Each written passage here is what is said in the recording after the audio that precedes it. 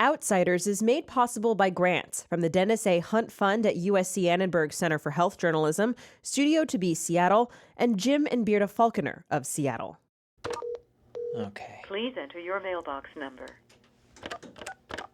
You have no new messages. To record a message, press 2. Or to change your personal greeting, press 1. To change your name...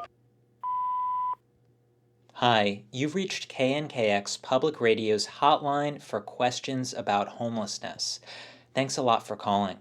Before you ask your question, consider introducing yourself using your first name and the city where you live. Remember, someone who's homeless may hear your question, and this recording may end up in a project we're working on. Okay, time to introduce yourself and ask your question about homelessness.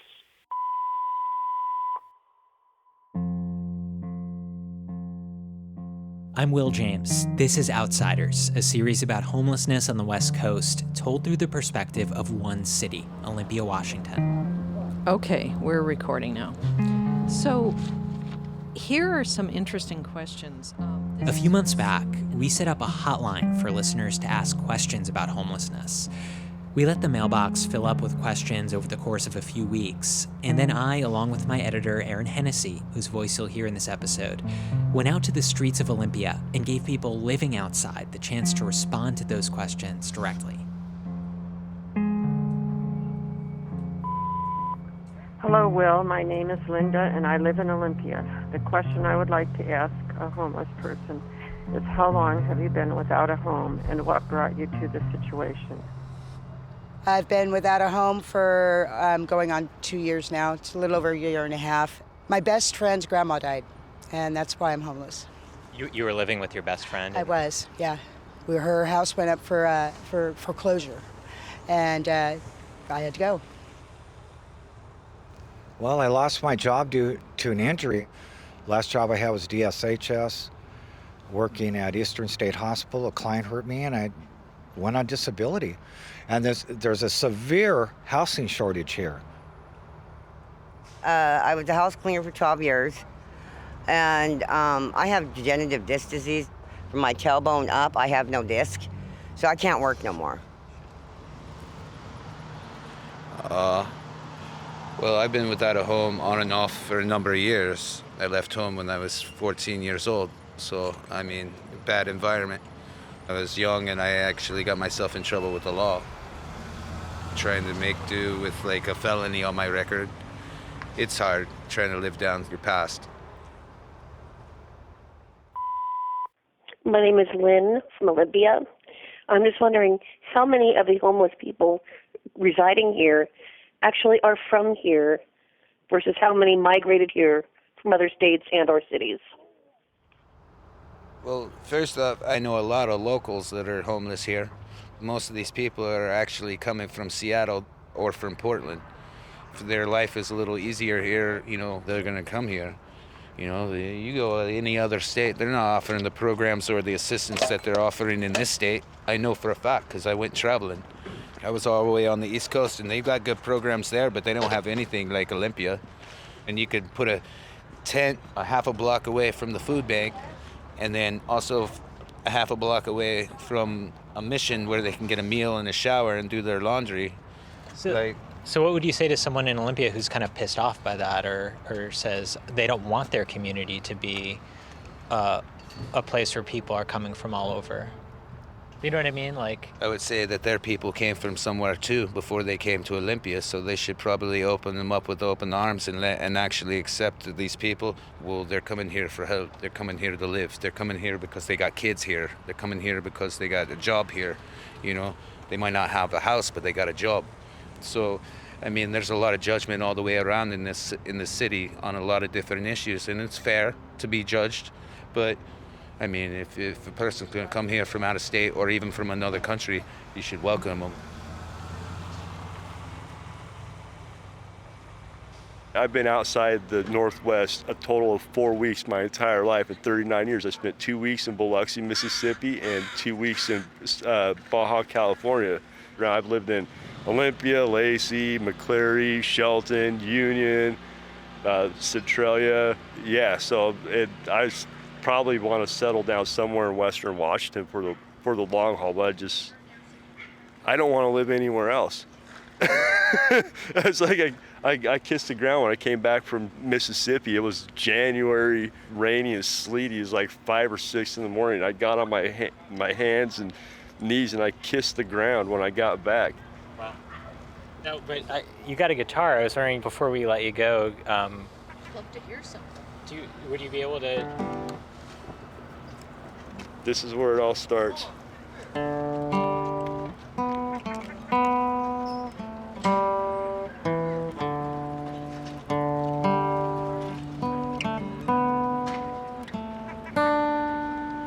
I do some Pink Floyd, but I'm still a little rusty. That's all right. That's perfect.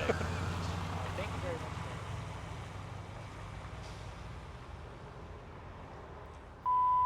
Hi, my name is Sue, and I live in Olympia, Washington. I can't give a home to someone, but what is the one thing that I can do or help with that would have the most impact? Oh, blankets, socks, heaters, propane, anything, batteries. You name it, we need it. Yeah. We could use some animal services.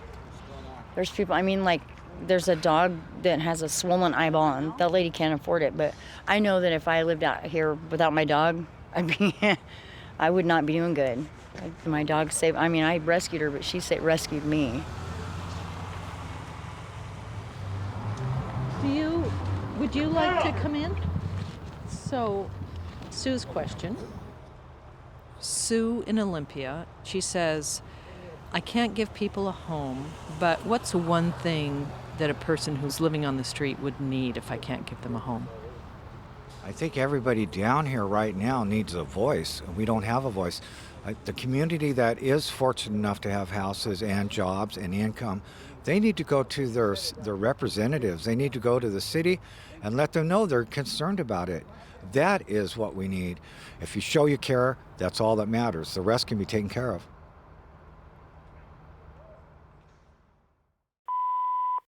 Hello, my name is Stephanie, and I live in Everett. And my question is, why is it that homeless people don't pick up their trash and dispose of it as they're going about their day? I would appreciate that myself. So thank you. Well, you got people just like anybody that's going to be how they were raised. You know what I mean? Like, there's people that feel guilty about throwing something on the ground and making the environment look bad. And then there's other people that just like, they feel like trash. They feel thrown away, so they don't care. They're already dirty, they're filthy, they're not thinking about anything except how wet their socks are that they haven't changed in 2 weeks, let alone somebody giving them a hot meal that they don't have to stand in line for like an hour and a half to 2 hours. Throwing a piece of trash on the ground is probably the least of their worries that they're thinking about at that moment. So, but then you got other ones that go around and they know how to pick up after themselves, and the ones that even walk around and pick up needles. So, it depends on the person. All right, my name is Charlotte. I live in Seattle. Please assess the role of addiction and solicit input from homeless people who have accessed or tried to access addiction services. Oh, God, that's a good question. That's a good one. Addiction is huge out here, okay? For whatever your reason is, okay? A lot of people, it's coping. They can't stand every day thinking about living in a tent in a fenced parking lot, and their circumstances are more than they want to handle. So they use for that reason. They use for health issues. They for mental health. There's a wide variety of reasons. I'm a recovering meth addict, and being homeless, honestly, it's everywhere. It's just easy to get, and hard to stay clean when you're on the streets. You know what I mean? But there is a lot of help. I personally prefer Prosperity Wellness Center. It changed my whole life. It's a trauma-based facility. It's not just about drugs, because a lot of people have handicaps and they have trauma, lots of trauma. And I mean, there's a lot of Royal's good, and I heard BHS is good. I don't know, but there's a lot of opportunity to go get help. You just gotta want to. And sometimes, addiction is, I mean, people sell their children or rob their family because addiction is so, it's part of your brain. It's not easy to stop once you start.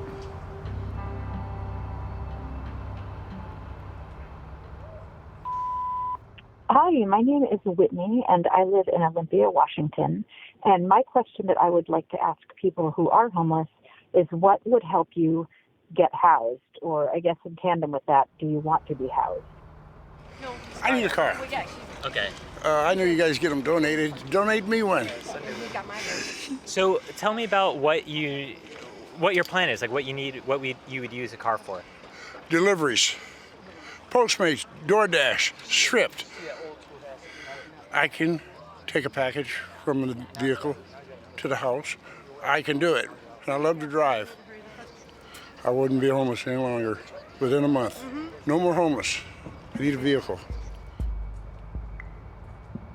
We did a poll here, and getting help with IDs was number one, or licenses. That would be awesome. It's the ID thing because you need an ID Yeah, it's a little to bit. get other stuff. Yes. Yeah, it's a little bit of freedom. Court help, lawyer type stuff, rental eviction, past eviction so they can get into housing, stuff like that. And then, it's obviously something about the rats down here. Rats? Yes. They're smart and annoying and dirty. There's so many empty buildings around here that they're supposed to be cheap, but they're not. They're cheap maybe for the middle class to the rich, but for people on fixed income, they're not. That's why there's so many homeless. Because people have just given up. We need jobs. We've got food, but we don't have any jobs. Give me a stick and a nail or something. I need a job. Some kind. I can't get out of this poverty. I tried to sell my plasma, and they said that they want a permanent address. It's a catch-22. So I can't get out of the hole. You're not going to starve to death here, but there's no way out.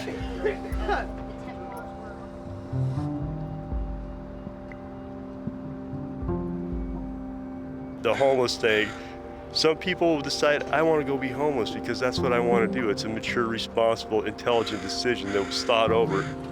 And I don't know, it seems like there's just as much destructive influences anywhere you go, whether it's in a homeless environment or a first class or upper middle class environments. To each their own. Different people find contentment in different things. My guess is the majority of people who become homeless were not planning on being homeless. Something happened, a chain of events where inability to manage one's own well-being as a responsible adult, something caved in, a bottom fell out.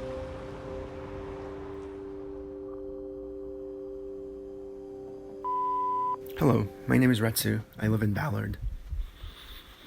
I see around town that there are people holding signs asking for help and or money. Is it better for us to go about our days giving a couple bucks here and there as we go? Or pooling our resources and giving to a single organization?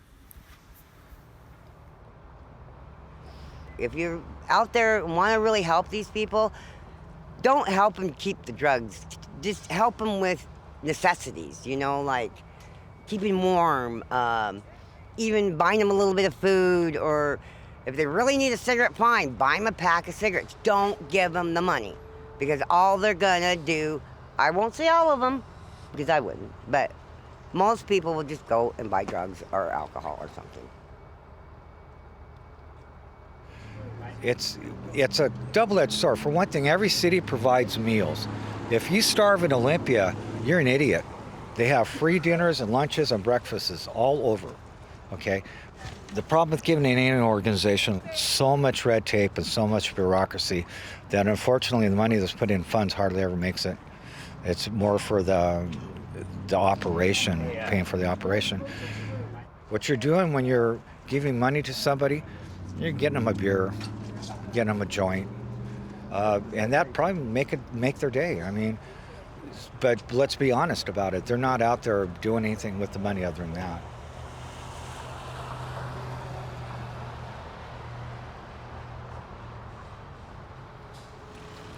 What does a good day look like to you? Oh, I love it. You guys have come up with some great ones. A good day is a day that I eat, a roof over my head, people to talk to, people caring is a good day, because there's a lot of times when they just don't, they would rather not see us. They know that we're here, they know we exist, but if you ignore it, it'll go away. Syndrome is really prevalent, okay? That people don't understand that they're one paycheck away from being us. That's it.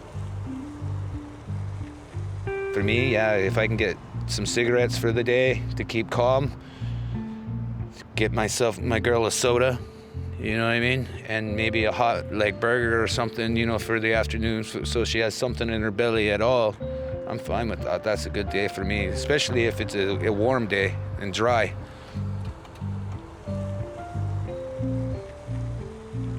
I haven't had a good day in a year. It would be work, some kind of job. I almost had a job yesterday out here. Somebody was unloading a trailer or something, a truck, and they took one look at my scruff and decided I was too old. How old are you? 60. A good day is being warm, having a full belly, and kicking it with my dog. That's a good day for me.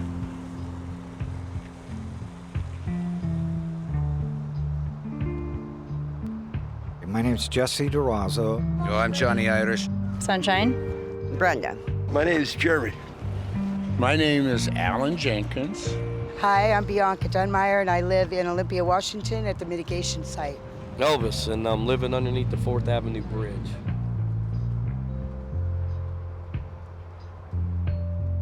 Outsiders is a collaboration between KNKX Public Radio and the Seattle Times Project Homeless team. Rob Smith produced this episode. His podcast is Welcome to Olympia.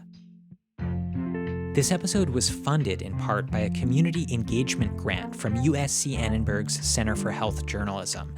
Ashley Alvarado is our community engagement advisor. The reporting on this episode is by Aaron Hennessy and me, Will James. Bethany Denton is our editor and mix engineer.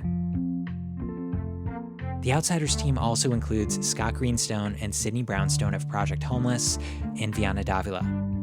Thanks to KNKX's Director of Content, Matt Martinez, News Director, Florangela Davila, Digital Content Manager, Kari Plogue, and Adrienne Flores, who designed our logo. Next, in the final installment of Outsiders, we track down Jessica, one of the central people we followed through the series, and find out where a year has brought her.